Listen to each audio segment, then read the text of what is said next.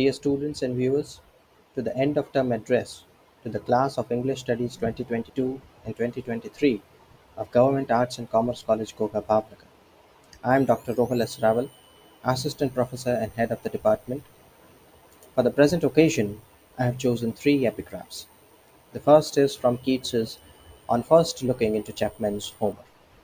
Much have I travelled in the realms of gold.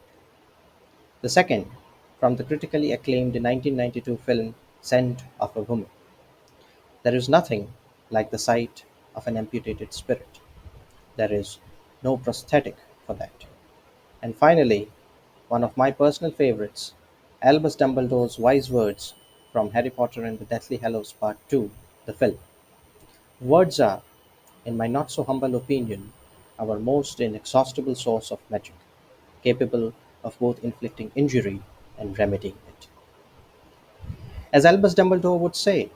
another year gone. It is time now for that yearly stock-taking exercise which would scrutinize our academic journey so far,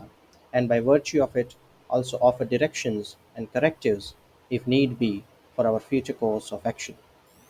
The significance of the present academic year, which cannot be overstated, derives chiefly from the implementation of National Education Policy 2020, which is poised to play a key role in transforming the higher education landscape in India through a holistic and inter or multidisciplinary approach to teaching and learning. Indeed, it is heartening to see that NEP 2020 stresses on offering students a wide range of opportunities to choose areas of interest within and across various disciplines through the creation of baskets or the possibility to select disciplines and subjects that would simultaneously cater to their varied interests and which they would be able to study and explore in detail. Moreover, NEP 2020 also seeks to actively promote the study of diverse Indian knowledge systems, which has the potential of providing newer and richer insights into the challenges that confront us today and play a crucial role in establishing India as a hub of transformative knowledge and innovative practices that draw significantly from the ancient wisdom available for all those who selflessly seek it and thereby contribute to the betterment of society at large. I am delighted to say that the new undergraduate curriculum for semesters 1 and 2, designed by the English Board of Studies, Maharaja Krishna Kumar Singh Ji Bhavnagar University, seeks to realize the above listed aims and vision of NEP 2020 as it enables students to initiate study into various disciplines and subjects such as literature, eco-criticism, life skills, communication skills, and Indian aesthetics. Moreover, considerate attempts have been made through the course of two papers across the two semesters to introduce students to various literary forms, literary periods, and authors as much as possible in a chronological manner. The classification of selected texts as per the medium of expression, whether prose or verse, would further help students in identifying, classifying, distinguishing, and appreciating the various modes of expression and literary forms without much perplexement on the part of the students who, because of various obstacles and limitations beyond their control, such as less exposure to English literature and its offshoots during the school days, English being the second language of study at school impacting the selection of texts that they were taught, etc., would not have a firm grasp of the basics initially. Along expected lines, the infectious enthusiasm forming from a combination of lively discussion, analysis, interpretations, etc., was at its best in the first year classes during the teaching of poetry and short stories. I recall, among several others, our extensive discussion regarding Keats's emotional state in Ode to a Nightingale, along with the fact that the charge of escapism, often levelled against romantic authors and literature, is invalidated in and by the very poem that makes a strong case of escaping, if need be, through death from the pains and pangs of human life.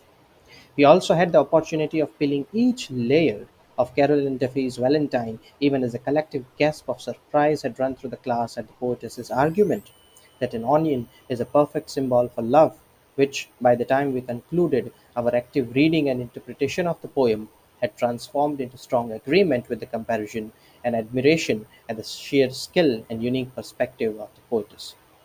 For the second year students, Orwell's Animal Farm proved extremely fertile to initiate discussion and debate regarding the author's satirical stance on Marxism and Marxist revolutions that we extended back to the French Revolution as perhaps and arguably the first Marxist revolution before the birth of Marx. While various literary periods were studied in depth, the Elizabethan and the Romantic engrossed us most, our focus being how the political and the literary intersect and influence each other throughout these significant portions of English literary history.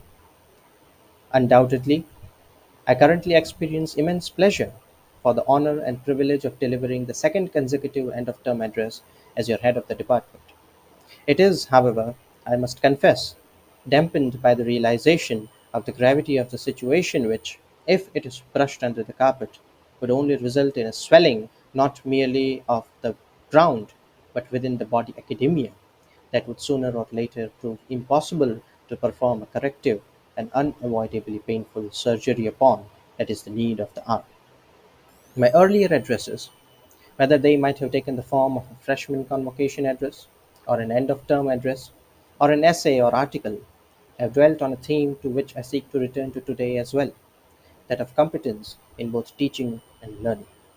The National Education Policy 2020 seeks to bring about sea change in the higher education scenario in India, the key thrust areas being integrated and multidisciplinary academic environment on one hand and skill development and enhancement on the other, a kind of timely revival of the concept of the Renaissance man that would contribute immensely in propelling India to become a developed nation by 2047, the centenary of the country's independence.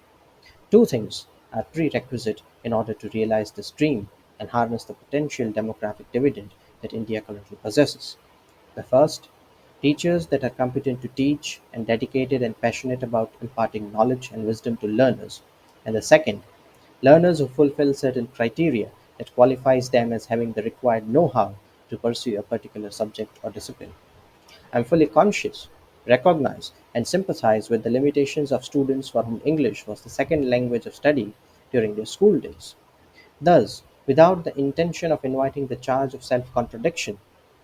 I would stress that a student desirous of opting for an undergraduate English major should, for instance, at the time of beginning the first semester, be able to distinguish a simile from a metaphor, or differentiate between a sonnet and an elegy, or identify end stopped lines from engemmed ones. This is merely indicative, not prescriptive, the point being that the formulation of criteria to evaluate an aspirant's capabilities to deal with a particular subject would be immensely helpful in the growth of the discipline as such. Indeed, a letter of recommendation or reference plays a vital role in securing admission to higher education institutions in the West. Today, however,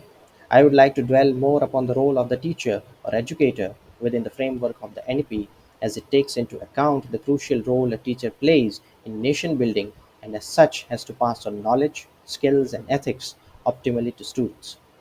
The need of the hour, therefore, is literature or humanities teachers who, like Keats, can proudly state, "Much have I travelled in the realms of gold." Akin to the Romantic poet, we are in desperate need of teachers who are avid readers and for whom the importance and value of art is akin to gold. Moreover, given the fact that NEP 2020 lays timely emphasis on giving impetus to research at the undergraduate level, a teacher who strives to constantly update and enrich their knowledge and remain in close contact with latest and contemporary scholarship is vital for the realization of the vision that NEP 2020 envisages. For instance, one can teach Wordsworth's sonnet, "Nuns fret not at their convent's narrow room," as the poet's self-reflexive take on both his skill as a poet and the sonnet form itself, a kind of meta-sonnet, along with the attendant literary, stylistic, and formal devices that serve the poet through the course of the 14 lines. While praiseworthy and appropriate in itself, especially when teaching undergraduates, the spirit of NEP 2020, I humbly assert, would be realized more fully if the teacher, having come across Olivia Loxing Moy's monograph on the Gothic forms of Victorian poetry, would offer a reading of the sonnet in the light of, first, Wordsworth's allusion to Gothic tropes of physical confinement and asceticism, the poet's insistence on the possibility of transcending imposed limitations, whether spiritual, socio-political, literary, etc. And third, Leigh Hunt's questioning of Wordsworth's uplifting stance. Moreover, the teacher can also take the opportunity to explain to students with the intention of grooming them as able researchers. The significance of endnotes, or footnotes as the case may be, as an indispensable tool and a space to offer readers further insight into the text they are reading about, as Moy does with regards to Wordsworth's sonnet in Note 13. This, however, can take place only if the teacher is genuinely interested in teaching romantic poetry or poetry in general, is eager to explore the connotations of Gothicism, and most importantly, not averse to regularly stay in touch with and accessing latest and forthcoming scholarship variously through browsing, reading, rereading, scanning, skimming, etc. Al Pacino's memorable remark from "Scent of a Woman" would apply equally to a teacher who lacks the required aptitude to teach and would most likely be less than enthusiastic about his or her work and indifferent to the monumental responsibility that rests with him or her. The soul of such a teacher is amputated, and as Pacino asserts, no prosthetic is available for it. Tragically, further danger lies in the fact that such a teacher would, in turn, intentionally or unintentionally quell the desire for learning within a student and would only lead to the perpetuation of similar amputated spirits. Though the author of the Harry Potter series be rightly castigated for her stance on the rights of transgender individuals, her thesis about the lasting influence a teacher has on a student, explored extensively through the course of the 7 books, can by no means be undermined or rejected. As students of literature, we are frequently reminded to read between the lines and avoid interpretations that are reductive. The Harry Potter series likewise demands careful reading between the lines as it draws you into a world of magic, spells, witches, and wizards. Among the several socio-political themes it explores, one is that of discrimination, whether based on caste, class, color, language, religion, sexuality, etc. Were it not for Marvellagorn's relentless hatred towards Muggles, his daughter Merope perhaps would not have had to resort to deceit in her effort to win Tom Riddle's affection. Riddle in turn abandons Merope when he learns that she is different from him or others like him. Their son, Tom Marvolo Riddle, named by Merope in painful memory of the two men who caused the most pain in her life, grows up to hate and discriminate against the Muggles and half-bloods, which stems from his father's abandonment and discrimination towards his mother.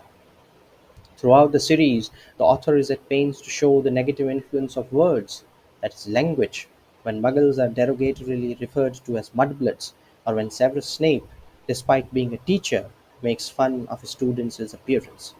These instances of discrimination, whether they stem from hatred, prejudice, or favoritism, result in the use of language that is demeaning and emotionally traumatizing for the victim. I would therefore urge you to always be cautious in how you treat others, how you interact with them, the kind of language you use, for it is necessary to remember that language and our behavior are both weapons which, if used injudiciously, can have far reaching and unforeseen consequences, whether it be the birth of other Tom Marvolo riddles or the irreparable damage to confidence and self esteem of an individual. Wishing you the very best for your upcoming exams and fun filled holidays ahead. Thank you.